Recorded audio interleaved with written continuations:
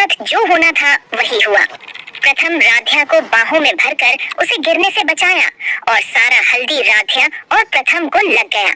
ये सारा खेल हुआ बुलबुल के वजह से। जब दादी प्रथम के साथ निहारिका की हल्दी लगवा रही होती है, उसी समय निहारिका राध्या पर तंग कसते हुए राध्या से बोली कि मेरी पायल निकल गई है, राध्या जरा इसे पहना दोगी। तब राध्या निहारिका का वह पायल पहनाने जाती है, तभी उसका पैर लड़खड़ा जाता है और वह गिरने ही वाली रहती है कि तुरंत प्रथम उसे अपने बाहों में पकड़ लेता है। ठीक उसी समय उर्मी बुआ नशे की हालत जैसे हाथ में हल्दी का कटोरा लेकर आ रही होती है। उसी समय बुलबुल खिलौने वाली बंदूक से उर्मी बुआ के माथे पर तीर मार देती है। उसी से डरकर उर्मी बुआ के हाथ से वह हल्दी छटक कर राध्या और प्रथम के चेहरे पर लग जाती है और जो हल्दी की रस्म निहारिका और प्रथम के साथ होने वाली रहती है, वह रस्म राध्या और प्रथम पूरी हो जाती है। तभी दादी राध्या पर बहुत ही तेज गुस्सा हो जाती है, ये कहकर कि निहारिका और प्रथम की हल्दी थी। राध्या, तू नौकरानी है, तू बीच में कैसे आ गई?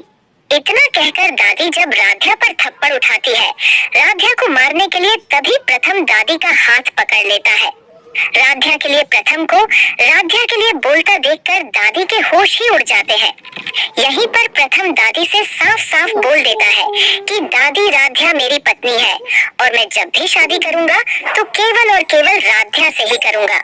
निहारिका को मैं कुछ नहीं जानता। प्रथम की यह बात सुनकर निहारिका के होश ही उड़ जाते हैं। फिर निहारिका करती है कुछ ऐसा जिसे देखने के बाद आप भी चौंक जाएंगे। खैर, क्या करती है निहारिका, दादी के साथ मिलकर आपसे बताऊं उससे पहले अभी इस वीडियो को एक लाइक करके चैनल को सब्सक्राइब कर लीजिए। प्रथम की बात सुनते ही निहारिका अचानक जोर जोर से हंसने लगी। वह हंसी ऐसी थी जिसे देखकर हर कोई डर गया। अचानक निहारिका ने अपनी चूड़ियां तोड़ दी और चिल्लाई, अगर मैं प्रथम की नहीं हो सकती तो राध्या भी उसकी नहीं होगी। इतना कहकर निहारिका ने दादी की तरफ देखा। दादी ने आंखों ही आंखों में इशारा किया। अगले ही पल निहारिका ने अपनी कलाई काटने का नाटक किया और जमीन पर गिर पड़ी। पूरा घर हड़कंप में आ गया। दादी चिल्लाने लगी, देख लिया सबने, इस नौकरानी ने मेरी पोती को इस हालत में पहुंचा दिया।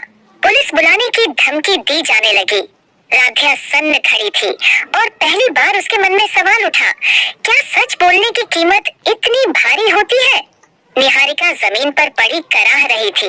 उसकी कलाई से खून की हल्की सी धार बह रही थी, लेकिन उसकी आंखें बार बार दादी को खोज रही थी, जैसे सब कुछ पहले से तय हो। दादी घबराई हुई आवाज में चिल्लाई, किसी ने डॉक्टर को बुलाओ, अगर मेरी पोती को कुछ हो गया तो इसकी